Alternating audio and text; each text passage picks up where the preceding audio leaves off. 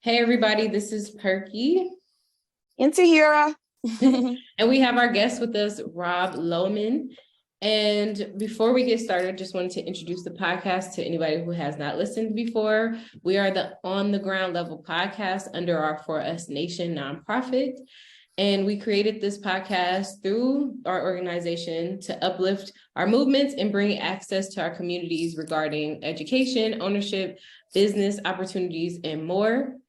You can find us on social media platforms under For Us Nation. We also have our website, forustnation.com or .org. They both go to the same place.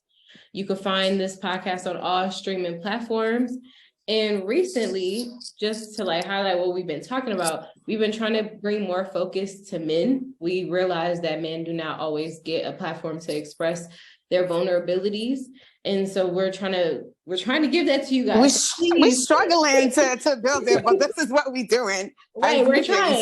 We understand we're two women and we usually talk from our point of view, but we're really doing our best to try to make sure we give a platform not only by sharing stuff that we see, but also uplifting you guys on our podcast. So our last episode, season 2, episode 4, was about male victims of domestic violence. And so that's our focus. So please reach out if you have anything specific, and it doesn't have to be about domestic violence. It could just be whatever has happened to you from your male perspective that you're okay with sharing. So yeah, you can find us on For Us Nation. You can find me personally at Perky Sexy Cool or Perky Perspectives. You can find Tahyira at I Let the Good Times Roll or through her other brand, Red Eye Media. And today we have our guest, Rob Lohman. He has been sober since 2001 after a suicide attempt. Rob has helped thousands of people find freedom from substance abuse and feeling stuck in a rut to living a transformed life at liftedfromtherut.com. He does this through sharing his testimony, interventions, coaching, speaking, and being the host of both Beyond the Bars Radio and Addiction, Freedom, and Faith podcast. Rob invests in the lives of those wanting to see positive change, whether it is coming out of addiction, prison, or just wanting more for their lives. He's a dynamic speaker who shares an extremely powerful message of restoring hope, identity, and purpose. Rob is also the author of the Addiction Intervention book, which is #1 in the 14 categories for bestseller and new release on Amazon. Congratulations. The mission is restoring hope, identity, and purpose. You can find him at Rob Lohman, Lifted from the Rut. Cool. Yes. Thank you. Who is that guy?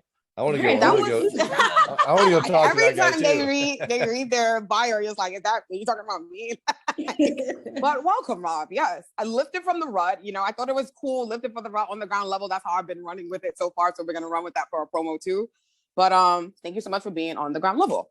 Do we want to just jump right into questions or any other things we want to plug or say or anything? Hey, I'm good. I will tell one. I have a free thing for your audience and listeners. All right. So if they go to freerecoverybook.com, there's a cool resource there for people. So go to freerecoverybook.com. That's for you guys. Thanks for having me on. And yeah, let's dive in. Of course. We're going to plug that into the actual notes and stuff. So you guys can find that link. Don't worry. You don't have to memorize it. But we're going to jump right in. So the first question I had was, you had a lot of information, obviously, around intervention and how to reach out to someone who's been struggling, right? Like, that's the first thing I saw. Like, oh, okay, so he's a person that people feel that they can come to and tell them what's going on.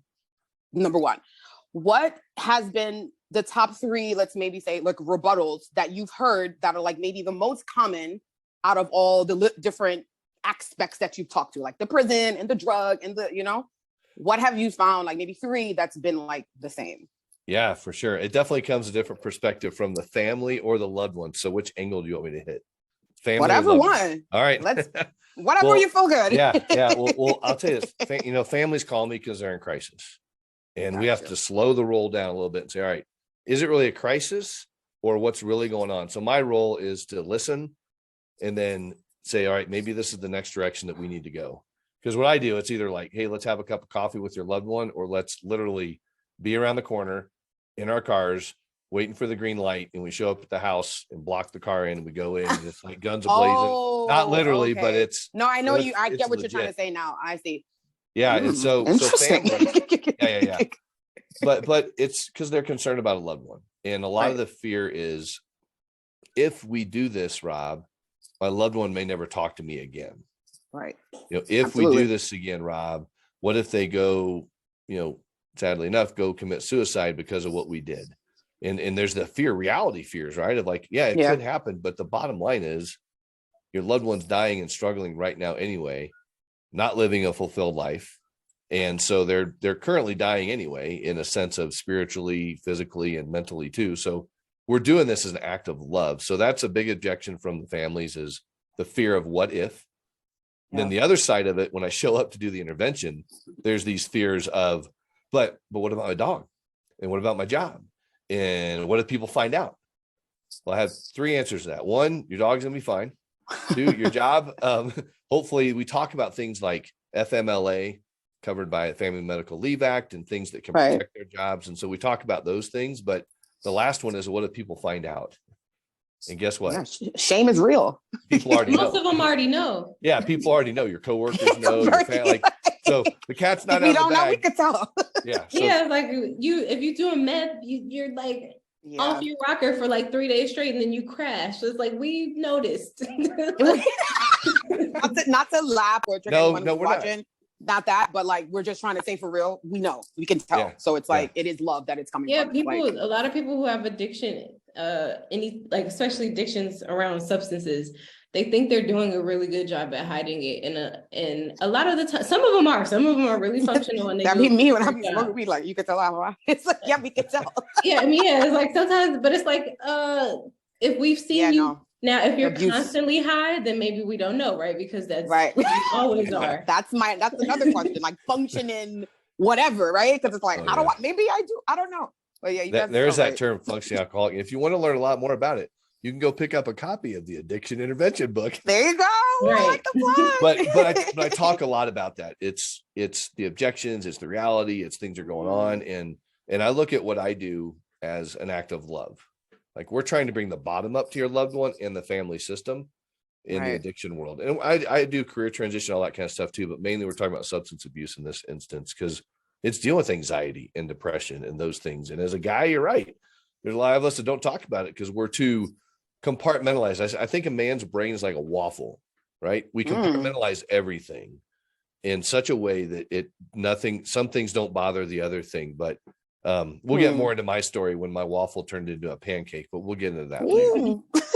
I like how you said that though, because I think that ties heavily into, and that'll be like a question for later, but like the coping, right? Because it's like, if especially for men, like if you're not expressing it and you're not seeing the links between these other things, you may not realize that you're using this whatever coping mechanism that you feel like is safe for you to deal with all that stuff.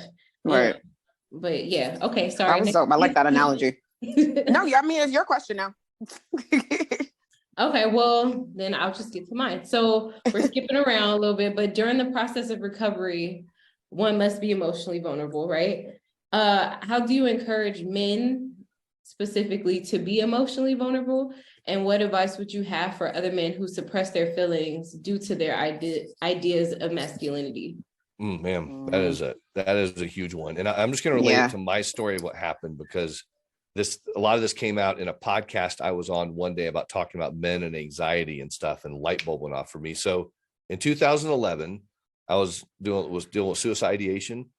I was getting ready to lose a business just due to sales and production numbers. I felt like I failed as a father, a husband. Like, I mean, the messages I just called the devil were in my brain. Like, you suck, you failed, you're a loser. And I'm like, well, I can't show the world that.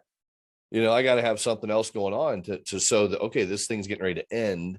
I'm just going to move into the next thing in my life. So for me, I did not talk about a lot of stuff. I was 11 years sober at this point, right? And I had a bad gambling addiction, which I did not know how that affected my brain at all. But here I am, lost my business. So that was like the nail in the coffin, as you failed as a man. Now you have no income, buddy. Like, what's your deal? And then my wife quit her job shortly after that, just because we were both like, our adrenals were shot, which is part of not talking about it, guys. And my wife's adrenals were shot because it was high stress. Our life was pretty crazy. And so here we are with zero income, practically, right? That's the recipe for disaster. Living on energy drinks, sugar, not working out, all the stuff that's good for us guys is to work out, not load ourselves up on sugar and caffeine energy drinks and get like natural adrenaline going. So anyway, my whole mental breakdown, I won't get into all of that, but I had a big mental breakdown in 2012 and it sent me to prison for a little while. And it was at that point I understood mental health. Because see, here's the thing. Guys listen to this, and girls do this too, I'm sure. Women do this too. But for a guy, I didn't know how many men did this. I thought I was all by myself. So right before I lost my insurance agency, I would be paralyzed by piles of paperwork. Like I didn't know what to do. I was a little OCD, didn't know it at the time. I know some things about myself now after this, but I couldn't function. And one night I was just sitting there, and this came out of nowhere. I took my fist and I punched myself in the side of the head as hard as I could. And I saw a flash of light, like in my brain practically. And I'm like, oh, and I just got back to work. It was like, that woke me up. That got my adrenal shot. That gave me a dopamine hit and I functioned, but that felt good. So I did it again later on. And it like shortly time after that. And then it got to a point where when I would be stressed, that's how I would handle it. That so like self-harm.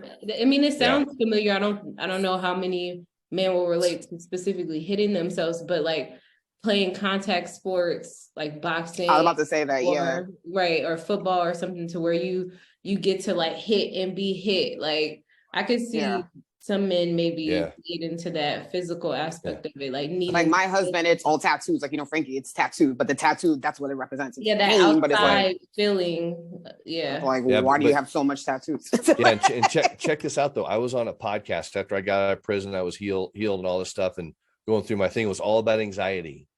And I'm on this huge podcast network of about 80 podcasters, right? And I was like, hey, we're going to do a men's show on anxiety and stuff. And I'm on that. And I said, it was the first time I admitted publicly what I just told you, right? Because see, I told a therapist this when I was getting ready to get sentenced to prison, and she shamed me for doing that. She's like, why would you hit yourself? Like, looked at me with disgust. So I'm on this podcast show. I said, guys, I'm going to share something with you right now. I've never shared publicly with anybody. And there were 6 of us on the podcast show. 5 of the 6 guys had done the same thing in their high anxiety and stressful life. The same exact thing? Exact same thing. Oh, wow. Punched themselves in the side of the head.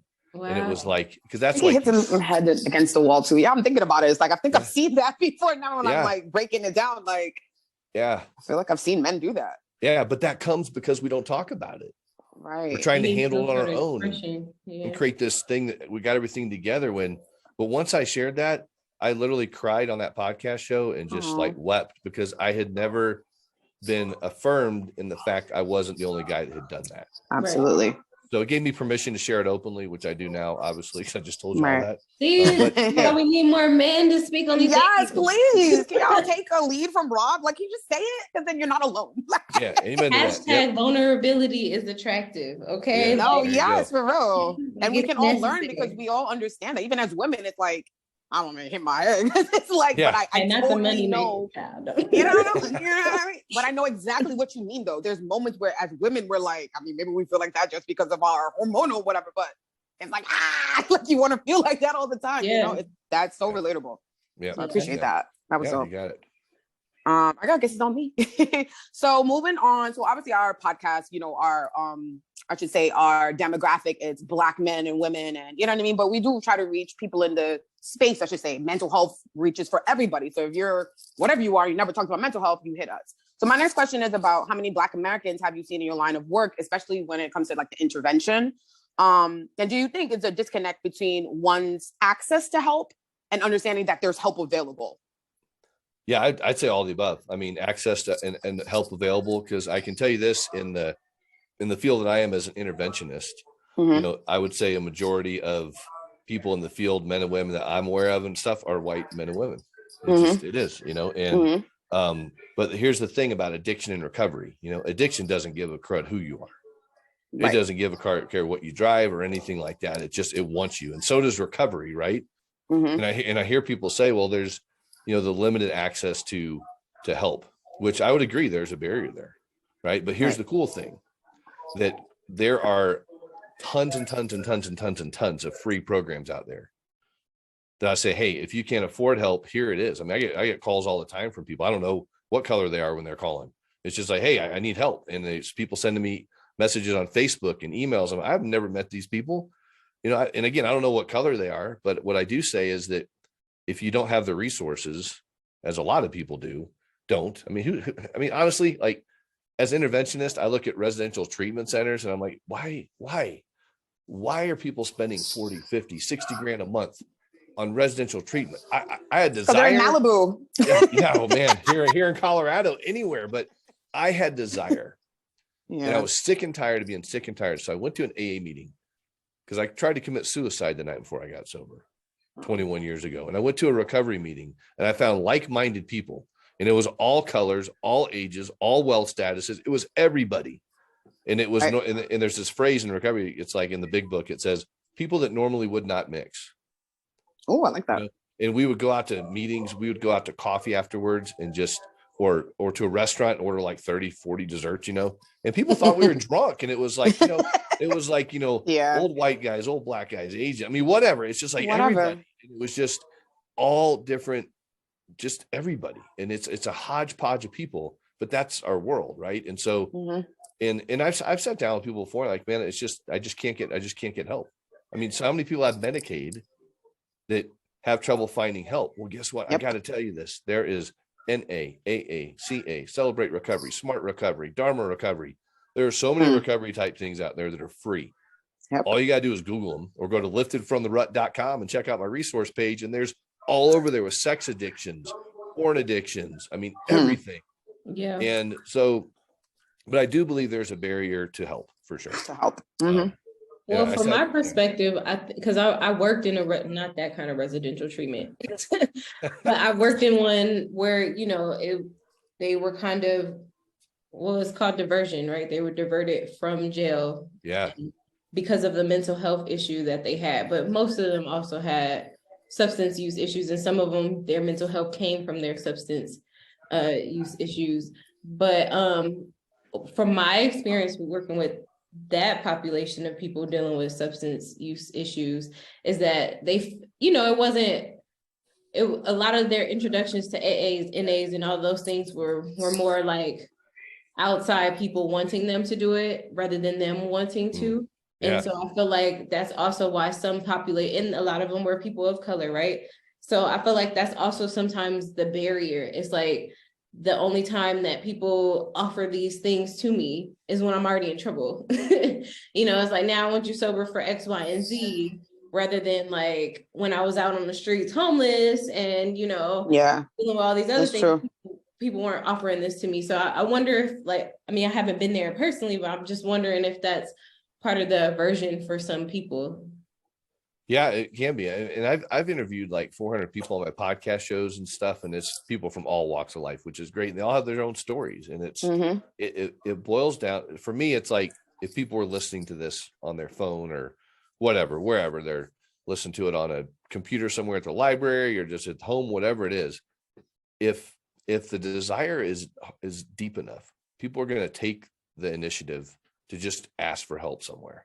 Right. And it just boils down to desire and want. I mean, you can get sober for free, 100% for free. Just going to recovery meetings, finding local resource at crisis centers, go into all those things. Because again, in prison, everybody wanted to go to an AA meeting because you got out of your cell. It was like, I'll go to the AA meeting, there's an NA meeting, I'll go to this thing. I don't even care about religion, but I'll go to That's so true that you say that. That's true. And it's documented in that show that was very popular, Orange is the New Black. But we saw that. A lot of them would be like, oh, I'll do it. It's just to get out of it. Just to get out. Yeah. Interesting. Yeah. I never really put that together. Oh yeah. It was a crazy journey because I was supposed to be gone for 13 years and God got me out in 10 and a half months. That was just a huge blessing. But again, absolutely.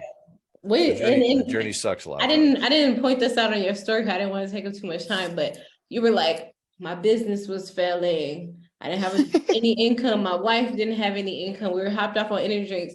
Then I went to prison. It's like, oh my God. What happened? I was just bored. I just walked in and said, take me. I can't handle it. It can't get worse. I might as well go to prison. Why not? I want three meals. I want a cot that actually. Right. For real. That's legitimate. The beds suck in prison. I literally still have sciatic issues from sleeping on the bed. Yeah. You roll over and you're like, men go in healthy and come out because you roll over and you're like grinding your hip bone on just metal. The mattresses aren't that thick. But yeah, I went to prison just to let you know, mental breakdown, set some stuff on fire. It was a mental blackout. It was a bad deal. Nobody got hurt. It wasn't Thank anything. God. That's what it was. So in case you're wondering, like, why did the 40-something-year-old man go to prison? Well, they're gonna Google you anyway and find out. He didn't have enough outlets. He didn't have enough outlets for himself to express himself. And it turned out to be that. That was how you got it out. Absolutely. So guys, please speak up. So, I mean, I don't know if you already mentioned to us what this moment may have been, but in either your own recovery or through the podcast work or the talks or one-on-ones that you do with people, like what would you say was like a very memorable moment, like something that stuck out for you? And I'm sure there's many, but like I guess whatever one comes to your head first that you don't mind sharing. In relation to my story or people I've sat down with? Either, whichever one I guess comes first out of your mouth. Oh man. Well, I can tell you this. I'm grateful for people that care, because that's how I found healing. Right. And it was immediately like after the fire happened, I had a couple of pastors that really rallied around me and just loved on me and discipled me and said, hey, does not define who you are. Let's figure out how you got there so you don't have to go there again.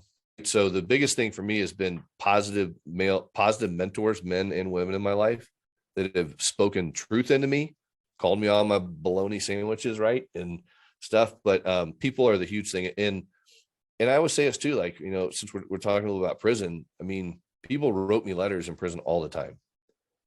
I mean, it was my birthday and the guards, the COs, the DOs, the whatever you want to call them, the O's, right? They're like, dude, who are you? And I'm just grateful I have a good community of people, because I got like 40 something birthday cards in prison. And so I say to people, hey, if you have a loved one that is incarcerated or is in addiction treatment or something somewhere, write them a letter. You don't understand how, like, Robin, she was awesome. I love this woman. She sent me a birthday card, like a St. Patrick's Day card, an Easter card, a Thanksgiving card, a Christmas card. Like Roxy wrote me all the time. And it was just like, hey, love you, Roxy. And it was like, dude. Right. Like made you feel included, even though you're not out, like you're a living person in society, even though they took where you live in society. I mean, I'm a criminal justice reform activist. I went to this college to study criminal justice. So we'll bring you back for that podcast because we agree absolutely. And that's like a whole separate set of questions but I appreciate you plugging that stuff in, and we talk about it all the time. So I'm trying to get Rikers Island closed here in New York City personally, because speaking of intervention, I think that's like the important, like where you talked about earlier, like families, feeling guilt, probably because they know in some ways they may be enabled or maybe been too distant. There's I'm sure a lot of familial guilt that comes with being a secondary and third victim to, whatever with the family member. But, I think like some people, especially when you have these popular shows like Intervention, when some people think about intervention, they only think about that one moment when you come and you bring, oh, this is what's happened and this is how you used to be and how we miss you and blah, blah, blah. But it's like, okay, well, you guys cared enough to sit down and have this with this person. What are you doing to support and to be present in whatever way afterwards? And I like I said, I worked with people who have mental health issues and substance use issues. And sometimes the family, the only thing that they stayed involved in was making sure they got the SSI check. Other than that, it's like there wasn't any real connect. It's like you're getting over $1,000 for this person. You're not even sending them $100 to get clothes. Where's the care? Where's the connection coming from? And so it's like, I think the part, I'm sure you guys talk about this, and lift it from the rut, but, I maybe you could touch on that a little bit more, like that after the recovery part and how people can be supportive. That's huge. That's the biggest part right there. I mean, it's people say, well, what's your success rate of getting people to get help? I said, well, it's really, I don't give percentages. I'll say, look, it doesn't matter if the loved one goes to get help or they do, they're good with their case manager if they're incarcerated or they're going to their therapist and stuff. But if you're just sitting over here kind of like I'm waiting for them to get healthy and you're not doing anything, then how can you fault them? It's like you're waiting for the other shoe to drop. Absolutely. Right. And so I'm all about the familial system, like huge on community counseling and coaching. So we got to do counseling to understand how we got here. We got to have community to understand the present, and we have to have coaching to see like, man, there's so much more ahead for me that I don't even know is part of. So it's the family is huge. The family's a lot of times the harder part of the process than the person that struggles with whatever. Right. Because they see it. Like, again, I'm tired, I'm exhausted. And the family they want to blame and blame and blame. And one of my, so I am, it sounds kind of flippant sometimes, but I'm kind of like, I hold the mirror up in front of the family and say, look, you've been complaining about your husband. He's been drinking and doing drugs and doing this for 20 years and all yelling and all this stuff. And it's like his fault, his fault, his fault, his fault, or flip the script, her fault, her fault, her fault. Right. And it says, we all need to own 100% of our side of the street. And it can't always be their fault, or, I mean, you're never going to make it together. And one thing I will say is a friend of mine said this, his name's Chuck Robinson, great guy. And he goes, if you send a loved one away to get help and they teach them French and all they learn is French when they're gone, and they come home and all they speak is French, they can't remember a lick of English, and they're in your house going, oui, oui, but I don't speak French. And you're like, what the heck are you saying? And it's like, if you would have studied the French while they were gone, you would understand some words. So they got to get the same language in the household, or it's not gonna work. That's dope. And the aftercare is huge, whether it's like sober living or reentry housing or whatever, and counseling. And if they don't stay in it, because we do it for a while, right? Like me, I mean, 11 years sober, I was good. I didn't need to go to meetings anymore because I had a business to run. I didn't need to go to meetings anymore because I had a wife. I didn't need to go to meetings anymore because I had 2 kids. I was too busy. Oh yeah, playing competitive. I think you're jumping over one of my questions. I'm just joking, but that was my next question. I'm jumping in. Let's jump. Okay, No, you're pause. fine. No, I love it. because we love when that happens. It's a conversation. And we're long time anyways, and you're actually addressing a lot of what we have to say. Yeah, so I think that's good. Yeah, I literally was going to say lifted from the rub and on the ground level sounds like they would be friends, right? Like our podcast. So I said, what drives you to share so much of what you personally experience in your podcast and with your books? And you started just saying it. So keep going. Yeah, it's just the vulnerability in there. Yeah, because I don't want to go back to where I was before. Right. People used to call me a rubber band. They're like, Lohman, you're like a rubber band. You just keep bouncing back. And I look back, I go, I don't want to go back there. Right. I want to go forward in my life. So it was learning new skills and tools. And I mean, investing in coaches for myself has helped me grow as a man, and being a part of men's groups and being involved in my church has helped me grow as a man. And I learned how to be vulnerable healthily, because sometimes you can kind of, like in the beginning, we kind of breeze over this. Well, I had this things going on, but then I went to prison. You're like, wait, what happened in between there? We want to know that part of it, right? And that's just part of it. Is the more I share, I get healing from that. And it was interesting when I wrote my book, in the addiction intervention book, I was writing my chapter in it, and there's 10 other chapters with other professionals, and they tell their own stories. And I was like, you know what? This is the chance to really just tell my story in my book, to get it out to people instead of sharing on podcasts and all that stuff. Right. And I have another big book coming out next year, but it's just like that right there. People read it like, holy crap, you're real. When I go into an intervention, they're like, who the heck are you sitting in my house, bro? And I go, well, let me tell you real quick. And I have this little spiel I reel off to them. They're like, oh, all right. You've been through some stuff. So going to prison gives me street cred in my industry, right? They're like, okay, here you are. I can't. It's like, I think that's the only thing I'm missing. It's like, you didn't go to jail. I'm like, no. It's like, you don't know. I'm like, it's in a mental institution though. Yeah. It does give you credit. It's weird. Like, I've been in here. It's like, yeah. Yeah. I like a lot what you share, and you also like plug some resources. So since we're like lower on time, do you mind just like reiterating the resources that you, like some of the ones that you listed, as well as the free recovery book? Yeah. So go to freerecoverybook.com, but also on my website, if you go to liftedfromtherut.com, there's a resource page, and it lists all these 12-step free support groups, all the stuff for the family and for the loved one as well. It's not location based, right? Because we know you're in Colorado. This is all over the world. I mean, when I went to Rome in year 2 of my recovery to run a marathon, the only thing I wanted to do was go to AA meeting. I didn't care about the Coliseum. I didn't care about all that stuff. I wanted to go find my people in recovery over in Rome, Italy. And it was so cool. That's important to say, like, not just, you wanting to go to AA, but just showing people, because a lot of people, when they're like moving around and they have other stuff going on, they're like, well, I can't still do my blah, blah, blah, because I'm going to be doing this. And it's like, no, like you got to make time for it. This has to be a part of your everyday routine, and it has to be a habit. Yeah. When I would travel for work, I worked in a 6-state region when I first got sober. I would literally call the local recovery place and say, I need a sponsor in your area because I'm coming in. I don't want to drink. I don't want to drug, blah, blah, blah.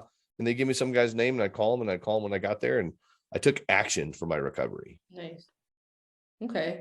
So I guess just outside of the resources, like so you said taking action, having a community, like what would be like the maybe like top 3 to 5 things that you would say will be important for somebody who's either starting their the stages of change. Maybe they haven't started the actual process yet, but they're thinking about it, or they're at the beginning. Like, what would be some things you would tell them?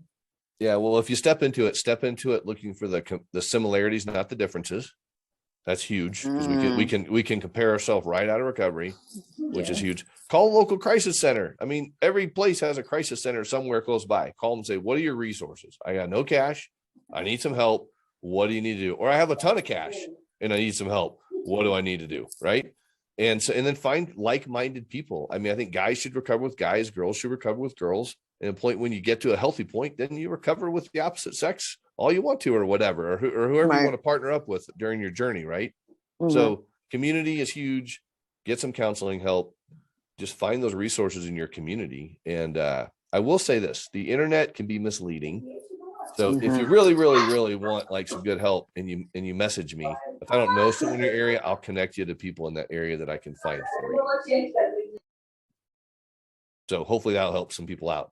The freedom to reach out and just say, hey, I need some help, man. What do I do?